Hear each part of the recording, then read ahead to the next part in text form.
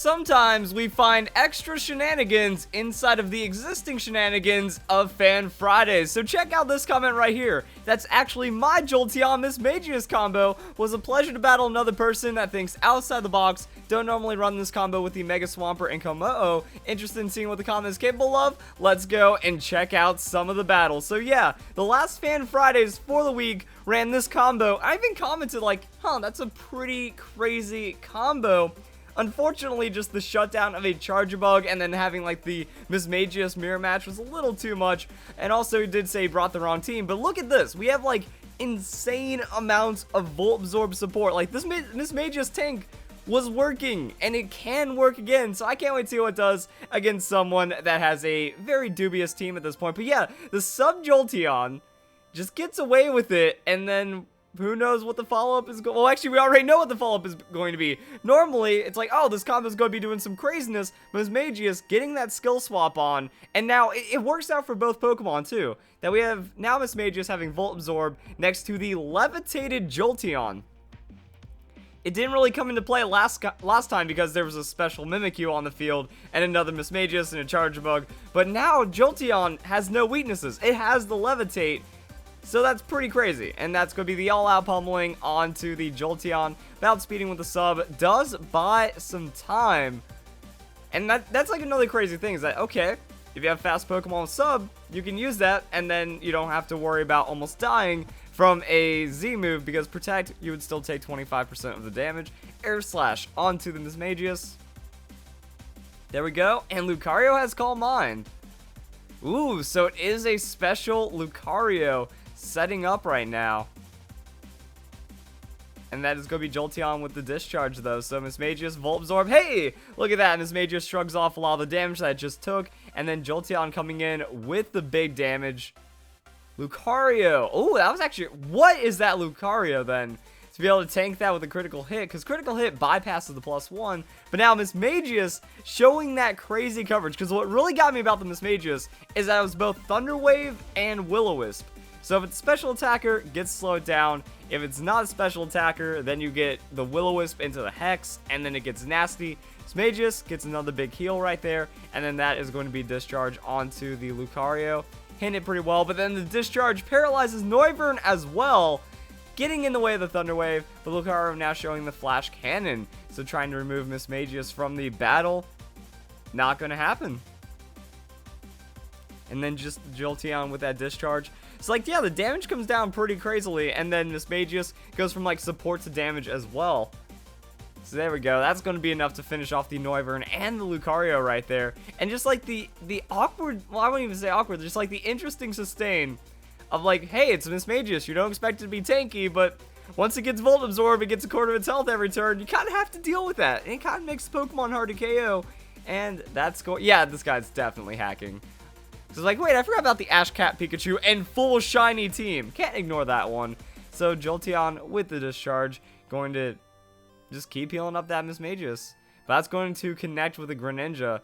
And just, yeah, there we go. Greninja goes down, one shot with that Discharge. Pikachu also taking a solid amount of damage. Mismagius comes in with that Will-O-Wisp, Hex, Discharge. It's all over. And that battle wraps up just like that. So yeah, I can't wait to see more. Naturally, I think that this works out pretty cool. Pikachu gets the agility in. That means it's just going to be faster next turn, but that doesn't really mean too much else after that. Iron Tail not going to do anything. Jolteon still gets the Discharge in because, like, it's still a 4v1, and, you know, Lucario and Noivern couldn't even break the combo, so Pikachu by itself doesn't really stand much of a chance. And there we go. And then also remember, look at the other team. Lantern. That's a common Volt Absorb Pokemon, and that's usually like a Discharger as well. So, like, whoever's left on the field is either going to be pumping up the Ally or pumping up the Mismagius, or at least doing extra damage with the Jolteon, or Jolteon discharging into them. So that's actually pretty cool. We've shown a lot of this on Fan Fridays too. I love, like, Volt Absorb, Water Absorb comps. But this is taking it to a new level. Like, the skill swap off of the electric Pokemon to still support with the Volt Absorb. Pretty creative, and yeah, it got props on last Fan Fridays, and now it's getting a feature here. Crazy. There we go. I'm actually kind of interested in seeing how this team deals with like a ground immunity, except it looks like we can see that now there's a hail team behind that's also running into the slush rush to try to get the sand slash to do something. So not just like only the discharge, other team compositions as well. But we're going to see how this one works out, because we have America Bird, which is going to be weak to the discharge. I guess you can still just kind of like Will-O-Wisp and Hex and try to do the most that you can to the Mudsdale. So we got some interesting stuff going on right now, and that's going to be the Jolteon and the Mismagius back on the field, showing their stuff. Pretty fun. So Jolteon with the substitute going to go do its thing. It has enough speed to where, you know, it already outspeeds everything, gets the sub, and then you can skill swap it behind the sub, so it's like a safe turn. It's like a protect that costs a quarter of the hit points, but lets you still do all of your setup anyways. So that works out. Tailwind will be the setup, and yeah, that kind of backfires super hard. He goes, oh, I'm going to hit the Jolteon. Well, now I'm hitting this Mismagius, and this Mismagius has been shown to be tanky. It's like right on that line, though. You know, Will-O-Wisp is going to hit it, so that doesn't matter. Braviary comes in with that Aerial Ace. I don't think that's going to break the sub. Not very effective. Jolteon, whoa, okay. Even with that resist, still not going to be enough. Jolteon, or Braviary does find a way through, though. And then Mismagius gains a lot of the health back that it just lost. Mudsdale not affected, but putting a flying type next to that. Braviary only taking about like 60-something% damage. Does get paralyzed, so the status goes down anyways, and that's going to be the Will-O-Wisp onto the Mudsdale. So now damage yeah, there we go. Damage is done on that Mudsdale. Goes for the Earthquake again.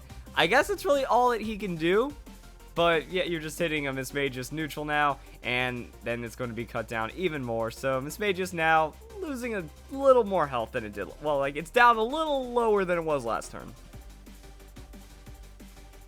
And Quick Claw on the Braviary.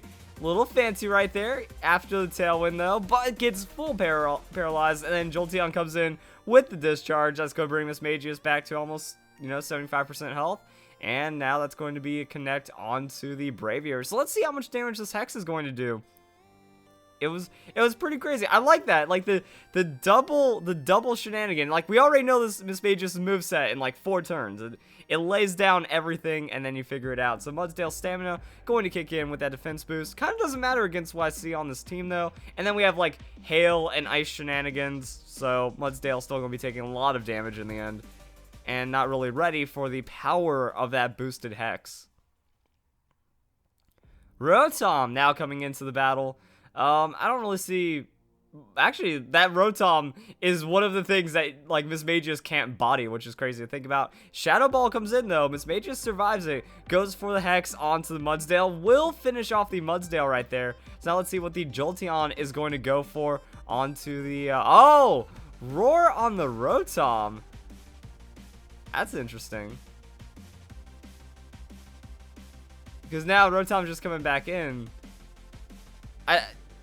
I guess you can't really do anything else, though. Like, Discharge, I guess, would have healed Mismagius and not really do much damage to Rotom. As an electric fire typing, you can't Thunder Wave it or you can't Will-O-Wisp it. So I guess Mismagius just needs to stay around and do what it needs to. Or Mismagius could steal back a Levitate for itself, but then you're giving Rotom the Volt Absorb. That's not that good. So yeah, can't really do much about that. Lapras taking a little bit of damage. Shadow Ball onto Mismagius. Mismagius will not survive it. That'd been nice if, like, you could have survived by just going for the Volt Absorb and then kind of cycling through all the hits and getting some weirdness out of there. Now it's going to be the Ninetales. So Ninetales bring in the Hail, mixing it up. We're going to see what else this Jolteon has to use, because now you can't really discharge, but you can still hit a Lapras, or you can still discharge. Wow. Bold moves right there. Going to take down the Lapras, though. Going to paralyze and substantially damage his own Ninetales. And that does leave it weak to the Rotom, but Ninetales gets paralyzed. Yikes! Yeah, I was like, yeah, they might want a Thunderbolt for that, but Ninetales avoids the overheat. Jolteon gets buffeted by Hail. So everyone's kind of getting hurt in this situation in a kind of awkward way. But now more damage is going to be down on the Rotom, because Discharge is going to do that, but the opponent forfeits. I mean, there was still the... I guess if Slush Rush was still in the field, so maybe that overheat was actually a bad thing that it missed. You know, overheat lands. Now the Sand Slash comes in. It's going to be faster than the Rotom at the very least, and then it comes down, unless... not had Shadow Ball into Overheat, so it wasn't like scarfed into Overheat until it eventually lost from having no damage. That was just kind of an awkward breakdown. Then realized, yeah, single target damage, gonna be more. 2 turns of survival, can't really take out all the Pokemon existing before it goes down, and that's kind of what we have. So yeah, showing off a little bit of the team that we saw on the last Fan Fridays. I thought that was pretty crazy, and we've seen this before. That's like, yo, I want to see more of that team, because that's a crazy opponent. Sorry, fan, but come on, you gotta admit, that was pretty wild, and it happens from time to time. We got in this Fan Fridays, so I think that was pretty cool, and yeah, hope you guys enjoyed this Fan Fridays. Hope you guys in the next one as well. Thank you very much for watching.